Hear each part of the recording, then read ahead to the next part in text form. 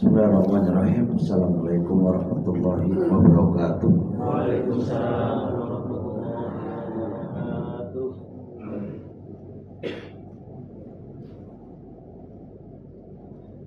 Alhamdulillah wassalatu wassalamu ala Rasulillah wa ala alihi wa sahbihi wa mawala ma ba'd.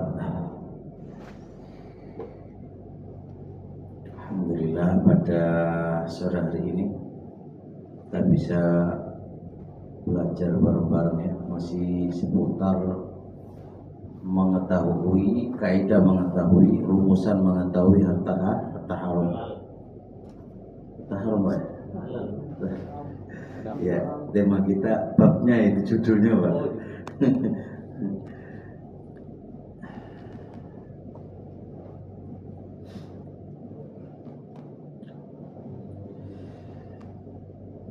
Terakhir kemarin bahas tentang ada lima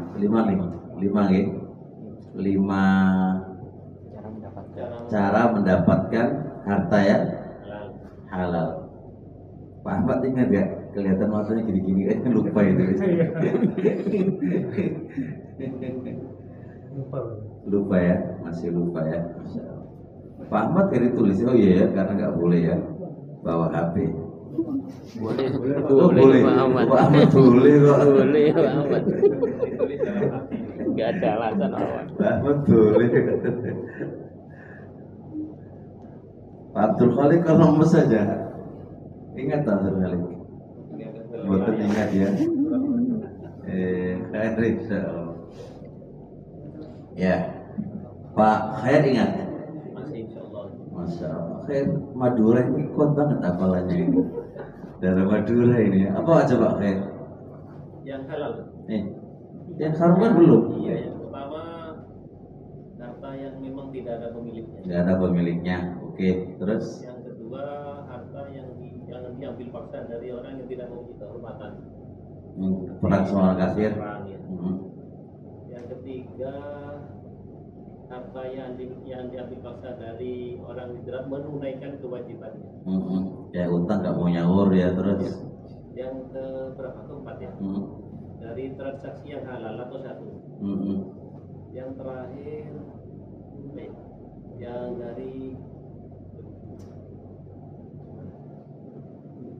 yang tidak ada sebabnya, nanti kayak sedekah, hadiah, Oh ya. zakat atau apa itu. Iya, masya Allah. Baik. Betul. Betul. Mantap. Untuk tiga hadiah itu Pak Abdul Khalik. Man. Dan sekarang selanjutnya sebab mendapatkan harta yang haram ya. Sebab mendapatkan harta yang haram. Sebab yang pertama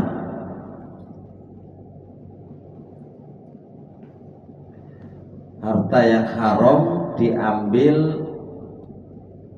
tanpa izin pemiliknya dan tanpa izin syariat. Ini yang pertama ya. Jadi ngambil harta haram itu tanpa izin dari pemiliknya, terus tanpa izin dari syariat. Jadi nggak ono izin teko pemiliknya, nggak ada izin dari syariat. Misal mencuri itu dapat izin dari pemiliknya mboten? Hah? Mboten kan? Terus dikasih izin nggak sama syariat? Nggak dikasih izin. Nah ini kalau andai kata ada orang itu mencuri barang, mari ngono didol ya, mari ngono didol Pak ya. Berarti duitnya tadi apa? Itu uang haram karena dia mendapatkannya tanpa izin dari pemiliknya dan tanpa izin dari syariat. Dah masuk ya ini. Dah korupsi Pak, itu korupsi itu nyuri wonten maling enggak ya?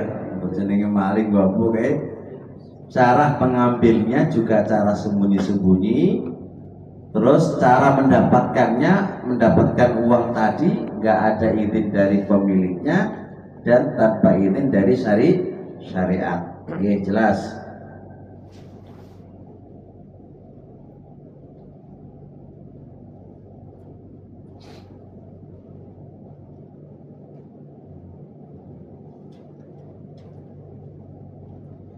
Contoh kedua, kayak riswa. Dengan kenal riswa, apa riswa itu? Suap, Pak, suap. Suap itu definisi ini apa? Suap itu sebab duit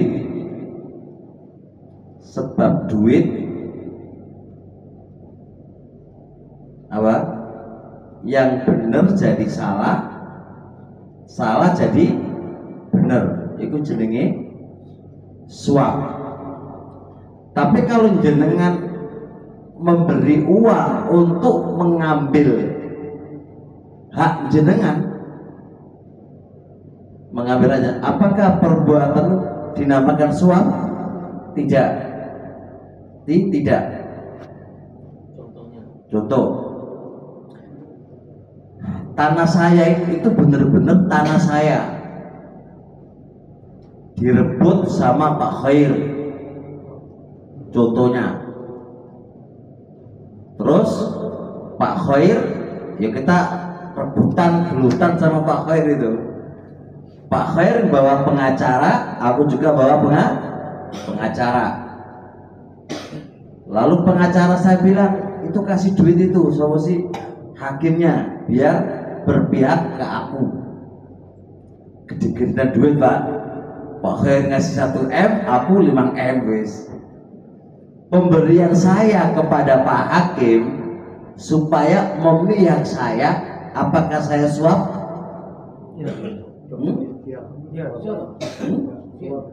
Enggak lah. Kelihatannya iya, tetapi tidak. Suap juga itu. Tidak suap. Karena mengambil haknya.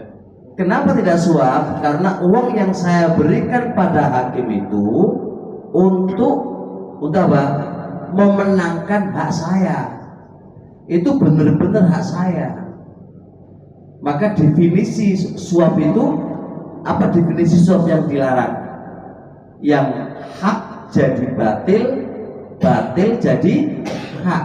Nah, kalau perbuatan ini Pak Khair, dia ngasih uang ke siapa? Ke hakim, itu yang suap. Kenapa kok begitu? Karena tanah bukan miliknya Pak Khair. Dia ngasih uang ke hakim supaya apa? Yang benar jadi salah. Jadi ini kebanyakan orang, mohon maaf, kebanyakan orang itu memahami segala sesuatu uang yang diberikan itu dihukumi suap, padahal tidak semisal itu. Tapi kalau itu memang punya Pak Ustadz, kenapa kasih uang? Kenapa kasih uang? Kan itu haknya Pak Ustadz. Indonesia, Pak. Ini ke Indonesia. Nah, yang susah itu jangan ke saya loh, Pak Khair ini loh. Oh, dua ekor dipek loh. Itu masalahnya kan gitu, Pak. Nah, ketika Pak Khair saya ngotot, ya saya tetap lewat jalur hukum. Data-data pun saya kasihkan ke dia. Data yang asli pun Pak, asli Pak. Selama Pak Khair gak ngekei duit, mungkin aku menang, Pak. Tapi duitnya Pak Khair itu yang benar jadi salah, gitu loh, Pak. Itu yang namanya suap.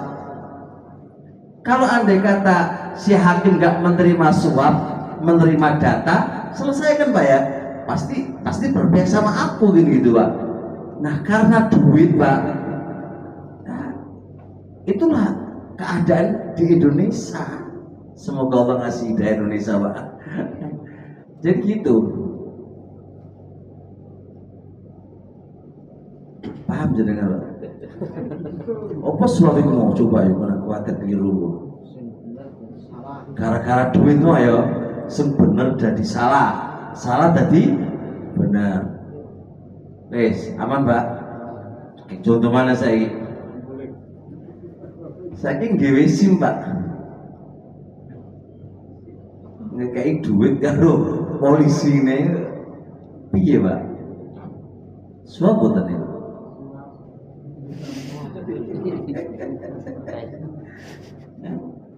Lah soalnya kan kok masalah duitnya Pak sekarang Pak. Ya Pak, beneran Pak, selingkuh mati Pak.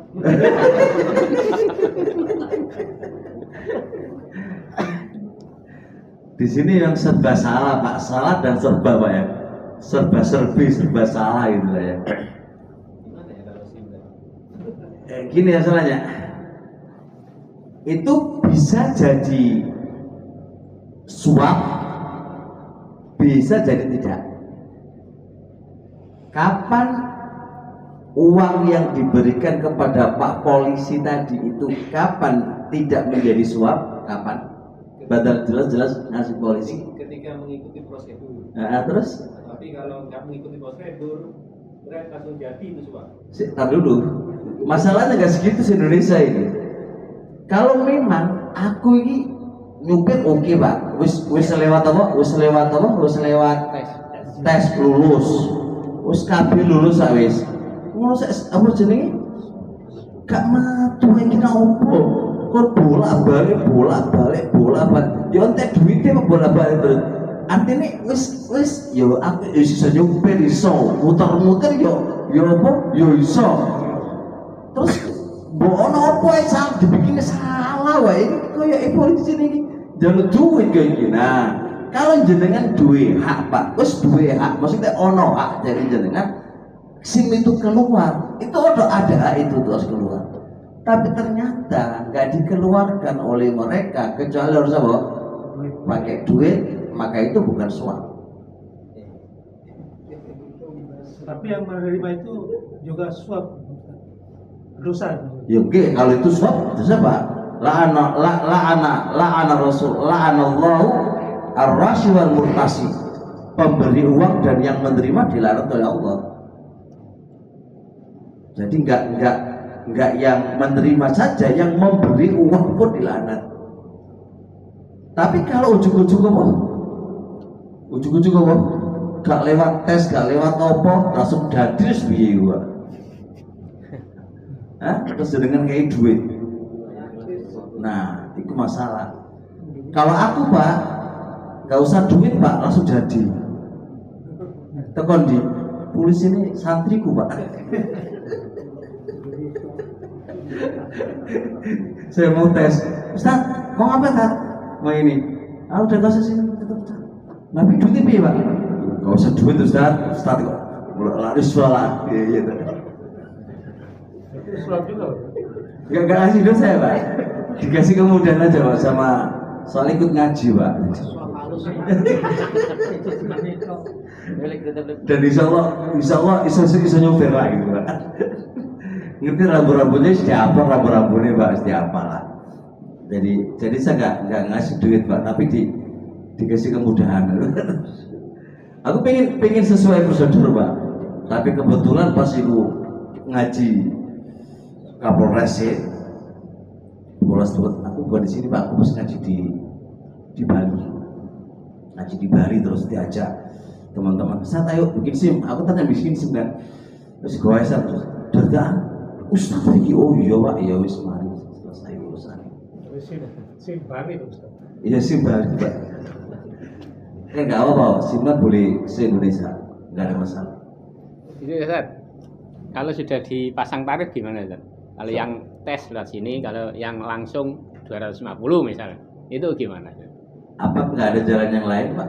Ya itu jalannya dua, ada tes Ya ada berarti bayar. dia dosa, urusannya dia. Kan gini loh Pak, negara itu punya hak, warga itu punya hak untuk mengambil apa? Mengurus SIM tanpa harus berbayar gitu ya. Itu haknya. Semua warga Indonesia punya hak kan Pak? Nah ketika dihalang-halangi oleh pejabat, terus Anda nggak bisa ngambil hak jenengan tuh nggak bisa, kecuali harus berbayar. Maka bayaran ini bukan riswah bagi Anda sendrimo dosa karena dia menerima tanpa hak. Ke KTP loh Pak. KTP itu pada dasarnya apa coba? Gratis toh. Tapi di desa di pungut. Kebijakan atau kebijakan apa? Jenengan jual beli apa itu? Tanah. Kok iso nang desa dikai piro itu? 5%, 10%. Itu kan kalau jenengan telusuri aturannya kan nggak ada atau negara itu nggak ada. Dan ketika desa itu disuruh tanda tangan nggak bakal mau karena tahu itu bukan aturan dari mana itu. Nah ketika itu jenengan nggak mau, dia nggak bisa transaksi Pak. Wah jenengan warga Indonesia kan punya untuk bertransaksi. Dan setelah dia bawa ke desa ada surat, itu sudah kewajiban desa untuk ngasih itu. Tapi itu ajaran nggak bisa terwujud. Kejual harus ngasih kayak apa kayak itulah Indonesia Pak. Muter terusan itu. Iya. Tadi yang masalah yang hakim tadi. Hakim tadi kan dikasih uang sama Ustaz. Iya. Bagi hakim itu uangnya halal. Haram. Hakim itu harusnya dikai duit, nggak dikai duit harus bela yang benar. Tapi kan aku kalau nggak ngasih duit kan loh, bagi aku nggak dosa karena ngambil aku. Yang nerimo duit dosa karena dia sudah digaji oleh siapa? Oleh negara dan disumpah harus membela kebenaran, tapi ternyata tidak. Maka ini berarti apa? Masuk kepada poin kedua. Apa itu poin kedua? Harta yang diambil diizinkan oleh siapa? Pemiliknya, tapi tidak diizinkan oleh syariat. Ini sebab yang kedua Pak. Sebab yang kedua, pemiliknya ngasih izin, tapi tidak diizini oleh siapa? Oleh syariat. Masuk riswah. Riswah itu orangnya mengizini enggak? Oh ngei kok, ya ngizini lah kan? Ngekei kok, berarti ngizini betul. Ngizini, tapi enggak diridhoi oleh syariat. Tapi pajak Pak. Pajak. Ini masuk pertama atau masuk kedua ini? Masuk kedua ya. Jadi pemiliknya ridho gitu mengizini, tapi syariat tidak mengizini gitu lah ya. Yakin Pak? Pak Khair, hukum pajak Pak Khair boleh apa enggak? Berarti boleh. Kewajiban warga negara ya, harus membayar apa? Pajak ya. Ya pasti perdebatan Pak di antara para fuqaha. Nanti akan saya bahas Pak. Boleh nggak barang haram itu dibayarkan pajak? Barang haram dibayarkan pajak. Pajaknya tinggi, bicaranya iso kebayar dengan apa? Dengan dicarikan barang haram, barang korupsi, barang nyolong atau barang paling riba ya, barang riba dituangkan nanti. Nah itu boleh apa enggak? Nanti belakangan Pak, itu nanti. Kesimpulan, dipaham dulu pajak dulu. Pajak itu ada terjadi dua pendapat di antara para ulama. Ada yang bilang haram. Negara tidak boleh mengambil harta rakyatnya tanpa izin dari syariat. Karena asal harta seorang muslim hukumnya haram. Gak boleh diambil Pak. Pajak sepeda motor, pajak rumah, pajak apa mana? Bola, pokoknya macam-macam pajak itu. Ini pendapat pertama. Pendapat yang kedua, boleh pemerintah itu mengambil pajak dari rakyatnya, tapi dengan syarat. Syarat pertama harus jelas penggunaannya. dipakai untuk apa. Yang kedua, harus ada dikawal oleh MUI. Kalau di bahasa fikih itu oleh ahlul ilmi wal aqd, harus dikawal oleh pakar-pakar ilmuwan agama, bukan ilmuwan agama sengowo srokot duit, enggak. Pakar ilmu agama semwarok kok gelar kiai tapi membuka duitnya apa doai lah, bener-bener warok Pak. Nah, kalau sudah terpenuhi dua syarat ini maka boleh. Aku sih pribadi condong pendapat yang kedua ini yang kuat untuk negara kita di sini. Sebab kalau andai kata proyek negara ini nggak bisa jalan kecuali harus dengan pajak, mau jadi apa negara? Andai kata gaji para sobat ini Pak, pejabat ini senggenan hari orang pejabat ini nggak dibayar Pak, gimana keamanan negara? Saya pernah di Bandung ketemu sama jenderal Sirsan, lagi juga Sirsan Tapal sebelumnya lah, jabatannya gede-gede banget itu.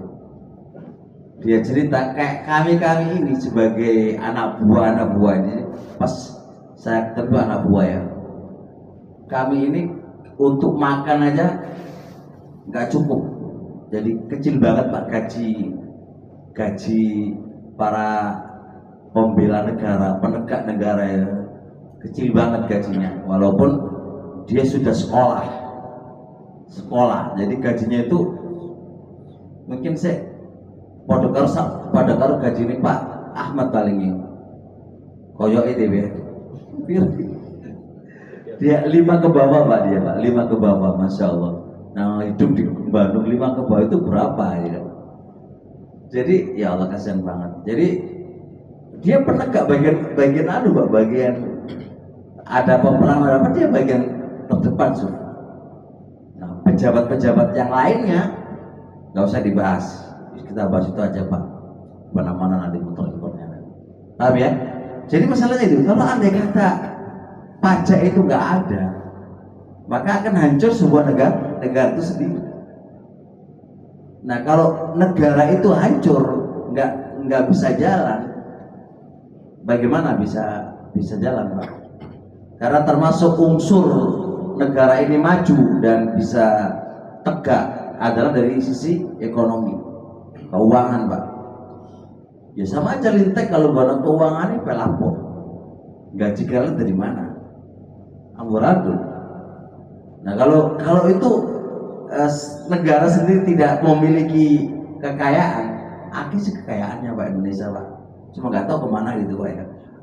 Cuma itu untuk gaji kita itu, gaji pejabat dan gaji kita itu cukup gitu ya, tapi nggak tahu kemana itu semuanya kan.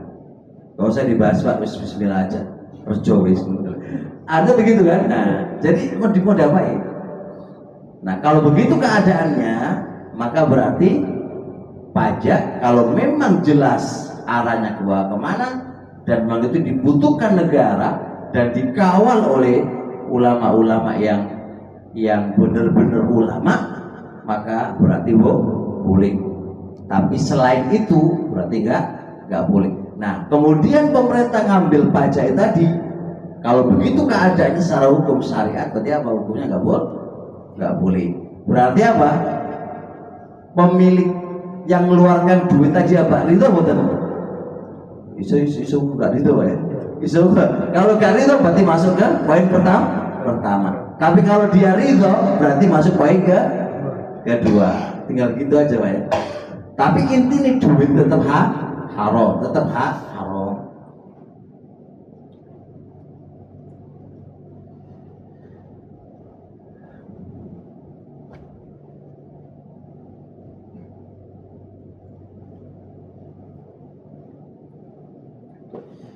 Terus selanjutnya Ghosab ini masuk kemana Ghosab ini Pak?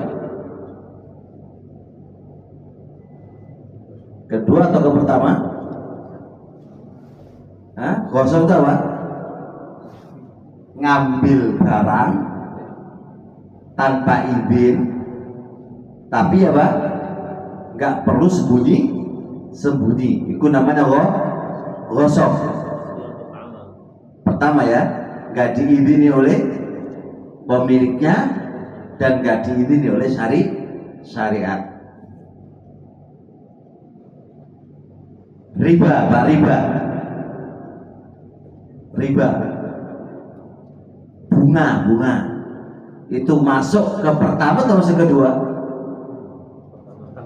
Pertama, bisa kedua kan? Bisa kedua Pak. Jenengan utang bank, itu jenengan bayar bungai. Itu kira-kira jenengan dipaksa atau dengan kerelaan hati atau nopo?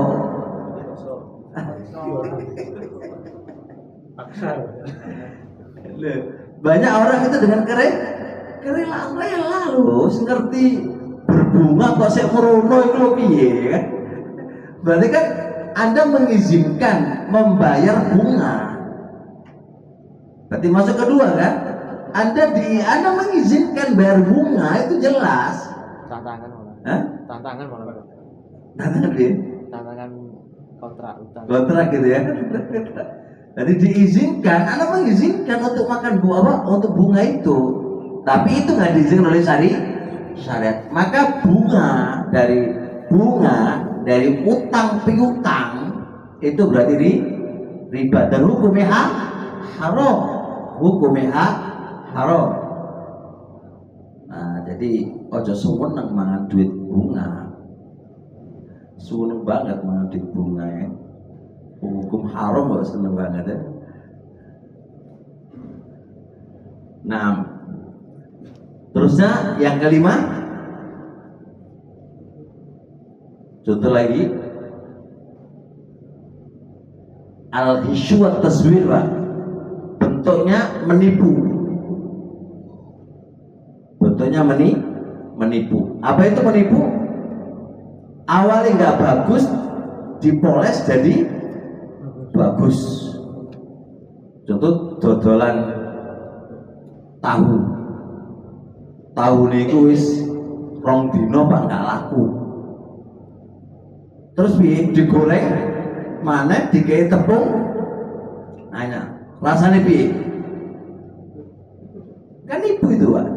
Bersama dodol, sama jual oleh duit yang Anda hasilkan dari nipu, kan nipu itu Pak. Masuk kemana ini? Pertama atau kedua? Ya, jadi pelakunya nggak tahu ya gitu. Beroleh kan buru-buru kok nggak? Wah, kok dodolan kok ini ya? Itu bisa dua ya. Bisa satu bisa dua. Pokoknya kalau andai kata pemiliknya itu nggak ngizini, berarti masuk ke yang pertama. Kalau ngizini berarti masuk ke kedua. Tapi yang jelas syariat nggak ridho kalau Anda dapat uang dengan cara nipu. Nggak ridho. Bisa, makanya jangan nipu. Yo, kita mau jualan apapun ya apa adanya. Iki elek ya ngomong elek, apik ya ngomong apik. Ojo elek ngomong apik. Loh, itu berkah. Itu berkah. Loh, nggak laku yang ngasih rezeki itu Allah kok. Gitu loh. Yang ngasih rezeki itu Allah kok. Jadi kalau Pak Ahmad contoh nih, dodolan mobil itu yo elek asli nih gitu kan. Yo tahu kejugur barang gitu kan. Kejugur apa? Nabrak. Lah itu terus ya HP wis. Paham dodolan HP. HP ini wis kecemplung apa? Kecemplung banyu ku bolak-balik gitu. Tapi iso makan. Mek 5 menit lah. 5 menit itu saya iso, Pak. Baru 5 menit lah mati gitu Pak. Didol. Pak Ahmad udah ditakoi ya. Pak Khair, apa jenenge iki? apa jenenge HP iki. Ya. Iki HP iki wis. Iya toh. Oh, delok karo Pak Khair. Wes wape iki kan. Wis apik, Pak. Dan 5 menit baru ngono apa, Pak? Mati. Wis. Lah terus regane ya oleh regane itu 2 juta saja tuh. Duit 2 juta yang didapatkan dari Pak Ahmad ini dari hasil jual itu haram. Soal ini nipu. Nah, cuma apakah itu masuk poin pertama atau kedua tergantung sama Pak Khair tadi.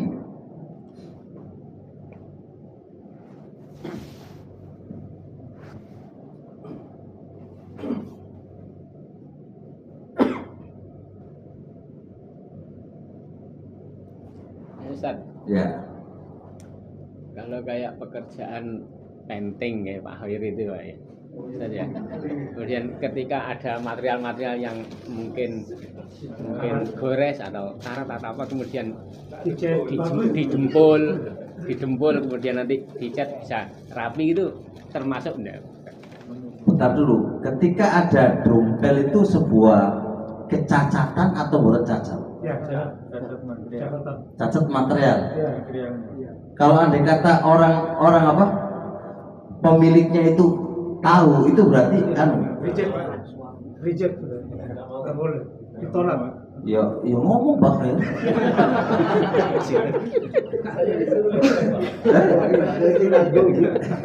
Disuruh lagi. Loh kok bisa gitu Pak? Gimana itu? Kenapa ada cacat? Ya, karena simpannya lama, Bu. Akhirnya karat itu kayak gitu. Saya disuruh Pak Lukman.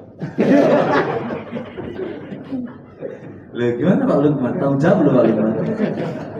Loh itu lo beratnya Pak Lukman lo berat. Makan oleh gaji luwih gede ku ya wajar. Soalnya kayak ini Pak, ini ya kembali ini Pak Lukman. Oh iya iya. Enggak, Jawa QC kita, tim QC kita itu akan memperlakukan lebih ketat gitu. Kalau memang itu tidak layak ya kita singkirkan macam. Ya gitu aja Pak, lebih aman kan, lebih berkah insya Allah. Kalau nggak layak, jangan bilang lah, oh jadi tutupi dengan tumpeng atau yang lain biar jadi layak, oh bahaya kan. Itu misal saja ya, Iya. itu misal saja. Tapi orang yang beli itu beli jadi, bukan beli yang waktu sebelum cecetan gitu misalnya. Loh iya Pak, namanya beli jadi kan otomatis dari bahan kan Pak. Bagus. Kan otomatis bahan. Contoh sekarang aku beli mobil bekas gitu kan di Pak Ahmad. Kan aku beli jadi kan. Terus aku nanya, iki apa tuh Pak Ahmad? Wah, apa Ustaz, loto kayak gini kan. Dia nggak ngomong. Kalau dia nggak ngomong, aku nggak ngomong kan, namanya nggak bohong kan. Kalau ngomong kan bohong. Tapi Pak Ahmad tuh ngerti kalau mau beli keropos, Pak. Tapi didempul, bukan dempul sighting lah gitu kan. Dempul kan. Nah, kan harusnya kan Ustaz, iki aslinya keropos, tak dumpulan zen ape. Ya wis kan enak ono nih. Enggak. Kaidahnya gini Pak, selama itu cacat di uruf atau di kebiasaan pembeli, imah kita tahu itu cacatnya, tapi kita diem, biar kita nggak bohong. Tapi kita cacatnya, maka itu termasuk keliru. Lihat kata Nabi, faman kadaba wa katama muhikat barokatuhuma. Siapa yang berbohong dan diem itu Pak, menyembunyikannya, berarti kan dua kesalahan tuh, bohong dan diem. Maka jual beli yang model sekoyok ini dicabut keberkahannya. Waman sadaqa wa bayana, barang siapa yang jujur dan menjelaskan apa adanya, burika fi bayima, akan diberkahi dalam transaksi jual beli. Tinggal kita pingin berkah atau dicabut keberkahannya. Kalau pingin diberkahi, dua syarat, jujur dan menjelaskan apa adanya. Bisa kita jelaskan, Pak, ini memang sebelah sini apa keropos, lalu apa di tepul kuat, jenengan bisa lihat itu ya. Udah itu insya Allah lebih apa? Lebih zen. ini ada, tak kasih bocoran ya. Teman-teman ini ada dari Dubai ke Indonesia ini. Dubai ke Indonesia 5 tujar Pak. Duitnya gak usah jenengan tanya. Nyari emas, dia akan menerima emas 24 karat itu 100 kilo minimal. Minim Pak, minimal 100 kilo. Dan dia cari 1 ton. Jenengan seterus duit piro Pak? Hah? Gak usah takut. 100 kilo aja kalau dikalikan berapa sudah 300 M lah itu kan. Kalau 3 jutaan itu kan ya. Pikir itu. Telepon aku kemarin. Ustaz, iso ndelekno emas murah ngono kan. Mas opo 24 karat kadang gini. Wah, antum oleh ini oleh persenan kamu 7 mau dikai. Aku telepon teman-temanku yang punya emas banyak di sana itu. Tapi kan transaksi ini jelas, ojo ono bujuan, ojo nopo, biar berkah. Boy itu jadi apa enggak kalau rezekiku aku duit akeh. Amin. Kudu rezeki tiba-tiba Pak, saya nggak tahu juga itu telepon gitu. Nah itu benar luar biasa itu. Artinya seperti kalau pengen berkah, ya apa none gitu Mas. Kalau pengen berkah, nah kalau nggak pengen berkah kan repot. Apapun Pak, kalau juturan apapun, pokoknya, yuk. Ustaz bilang nggak mau beli, kata siapa yang menggerakkan untuk beli itu bukan Anda tapi Allah gitu. Itu yang harus kita pahami, harus kita yakini. Yang menggerakkan itu bukan Anda tapi Allah. Kalau Allah sudah gerakkan untuk beli, udah nggak usah takut. Teori ini menurut Pak Bung lakonan ini menurut apa enggak? Bismillah insyaallah. Wes sama Pak Khair. Ojo kok dikongkon-kongkon ae Pak Khair. Ngono ku lho Pak. Pak Khair wis jelbusno wae. Pak Lukman. Ada kemana ya? Tep.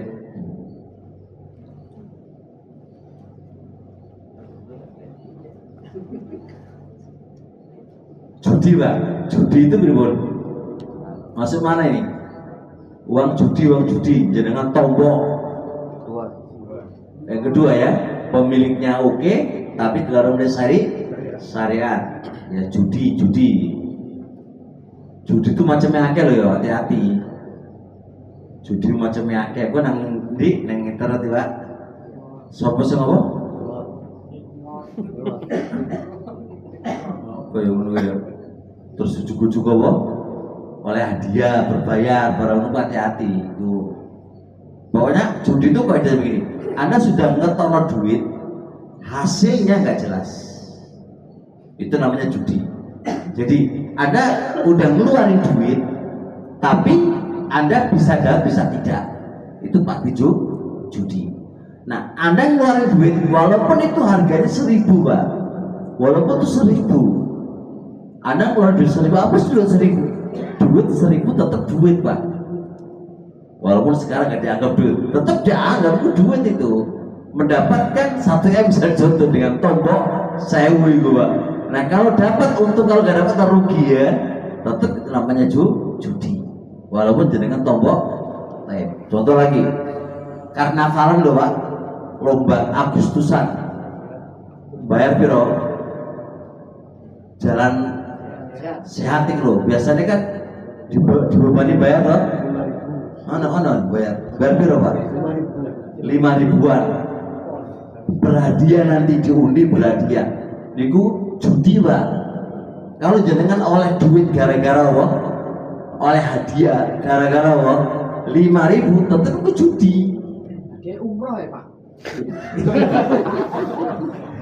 Judi. Loh iya, umroh ini nanti akan dibahas oleh para ulama. Biaya umroh dari duit haram itu jelas gak sah. Biasa. Karena innallaha thayyibun la yaqbalu illa thayyiban. Allah itu bagus dan gak akan menerima kecuali yang halal. Jadi kalau duitnya ya, duitnya sampean duitnya sampai itu biaya yang dipakai untuk umroh. Berarti kan duit yang dipakai untuk umroh itu berarti apa? Haram hukumnya, itu nggak diterima.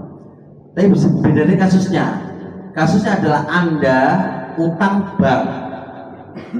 Utang bank tuh, utang bank. Kemudian hubungan.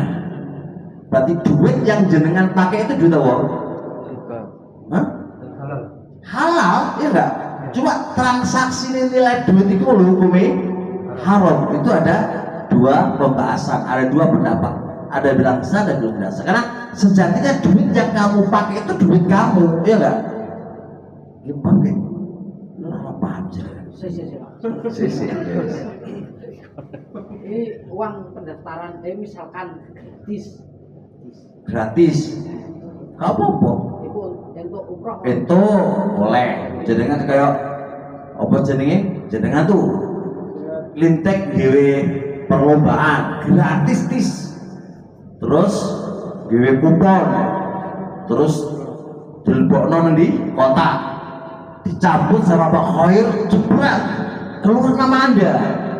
Hadiahnya umroh. Jenengan berangkat umroh aman. Apa-apa. Sing kedua ini. Yang pertama, yang kedua, lintek bayar. Bayar. Ayo. Bayar itu daftar itu Ya. hanya untuk akomodasi. Hadiahnya itu diambilkan dari sponsor. Oh, nggak apa-apa. Hadiahnya jadi ada akomodasi untuk mangan, untuk ngombe gitu. Nah, Itu jelas. Jadi sampaikan nanti ke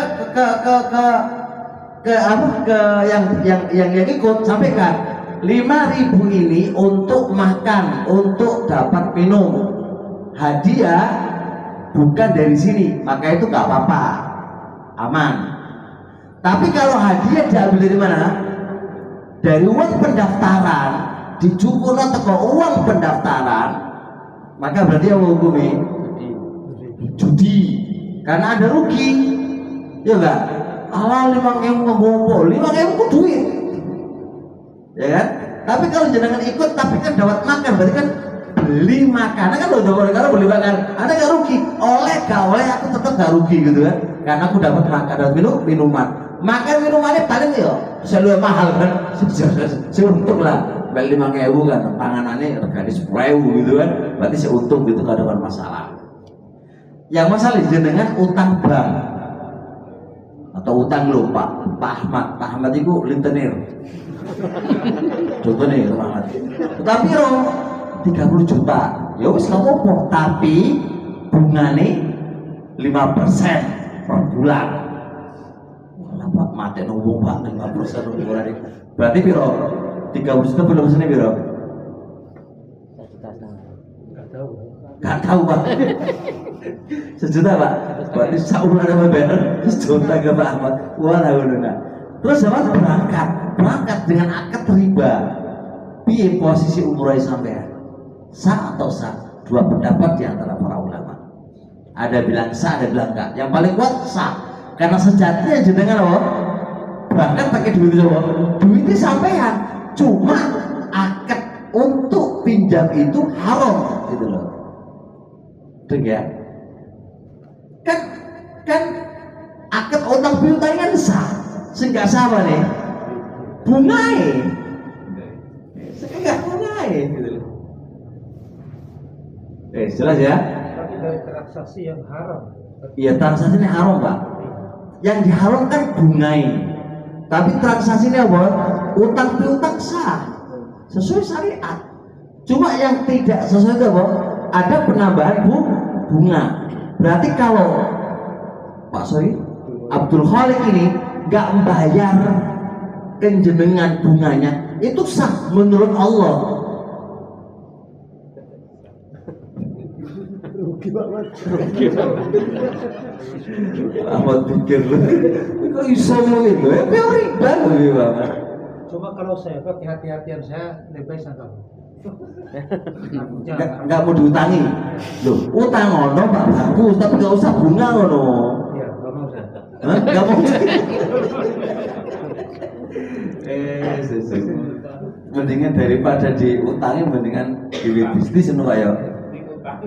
Dikasihkan aja Pak. Sedekah aja. Jelas insya Allah ya. Baik. Jadi kesimpulan ada dua ya Pak. Cara mendapatkan harta yang haram itu ada dua model ya. Apa tadi? Dapat izin dari pemiliknya dan nggak diizini oleh. Yang kedua Pak, dapat izin dari pemiliknya tapi diizini oleh, nggak dapat izin dari syariat. Sudah, itu aja. Mudah dihafal. Mudah dihafal. Cukup insya Allah. Saya bertanya. Ya. Hulul. Hulul yang tertera di dalam hadis, yang tertera dan ini kan asli hulul itu. Yang tertera di dalam hadis, dia ikut perang. Terus belum dibagi ghanimah kan? Harusnya kan dibagi dulu, baru itu haknya. Tapi dia nyinggak no. Apa nyinggak itu? Menyembunyikan barang perang yang belum apa? Dibagi, itu namanya hulul. Sampai sini paham? Satu. Contohnya kayak gini. Kita dalam bab syirkatul abdan, perserikatan badan.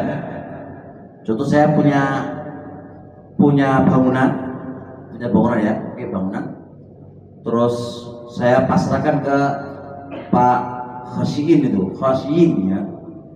Terus dia bekerja sama manggil 50 orang, kocok-kocok. Aku ada proyek.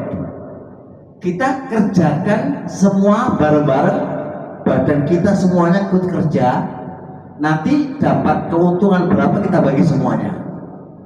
Harusnya kan begitu aturannya, bagi semuanya setelah ada keuntungan. Nah, di antara teman ini belum dibagi sudah ngambil semen kayak cukup ya Pak Ahmad itu cukup semen gomure. Nah ini jenenge bulul. Paham? Surah kedua, di antara bentuk bulul itu gini, kayak Pak Lukman ini digaji oleh Lintek, digaji kerja maksimal guys. Klien datang, dijamu kalau Pak Lukman datang. Terus Pak Lukman, kalau kirimi pulsa duit pulsa yang dikirim ke Pak Lukman itu hulul, haram, hulul. Kenapa hulul? Karena Pak Lukman sudah digaji oleh Lintek dan tugasnya Pak Lukman adalah apa? Melayani tamu, melayani dengan baik. Lah kemudian si klien itu ngasih uang ke Pak Ahmad, ke Pak Lukman, ngasih uang, ngasih hadiah, yang mana itu masih dalam apa itu dalam lingkup kerja. Maka pemberian tadi dinamakan hulul, diharamkan oleh syariat. Kenapa kok sampai diharamkan itu teman-teman semuanya? Duit itu bikin lunak, nggak iso tegas, dipahami? Duit itu dewe lunak, nggak iso tegas. Ketika nanti ada hal-hal yang tidak sesuai prosedur oleh Lintek, karena Pak Lukman wis digeyo hadiah tadi, saya yakin Pak Lukman gak iso tegas, iso melintir gara-gara hadiah itu tadi. Makanya dilarang oleh syariat menerima apapun bentuk hadiah selama itu dalam lingkup pekerjaan, supaya dia bisa tegas, ini nggak masuk dan seterusnya. Bisa dipahami? Itu namanya hulul. Itu namanya hulul. Maka klien-klien yang harus datang ke Linteng ini, yo normal aja, nggak usah dibikin nggak usah ngasih hadiah. Kalau ngasih hadiah kasihkan ke perusahaan. Jangan ke saya, kasihkan ke Lintek. Jangan ke saya Pak, itu urusan Lintek. Maka urusan Lintek, urusan perusahaan, bukan urusan anak pribadi. Aku tugas menjalankan. Nah, jangan dikirim ke Lintek, saya contoh Pak, ke mana lah ada apalah, ada gitu kan. Terus klien dekati sampean, terus ayo kita makan, jamuan makan, boleh hati-hati semuanya itu kan. Itu semua adalah pendekatan supaya kita tidak tegas dan bisa menerima apa yang seharusnya nggak diterima. Nah itu diharamkan oleh syariat. Nah, maksud juga kepada Pak Satpam, Pak Satpam ya, Pak Satpam tugas siap gitu kan. Kayak rokok sapes, pinggirnya aman masuk wis cukup masuk. Itu nggak boleh karena Anda sudah digaji oleh pihak perusahaan, harus sesuai SOP. Masuk nggak masuk sesuai dengan SOP. Nggak ada harusnya nggak masuk gara-gara apa? Gara-gara rokok bisa masuk. Nah ini rokok lagi gara-gara.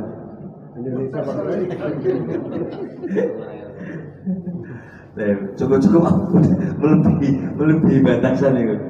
Sampai di sini insyaallah. Subhanakallah wa bihamdik, asyhadu an la ilaha illa anta, astaghfiruka wa atubu ilaik. Assalamualaikum warahmatullahi wabarakatuh. Waalaikumsalam.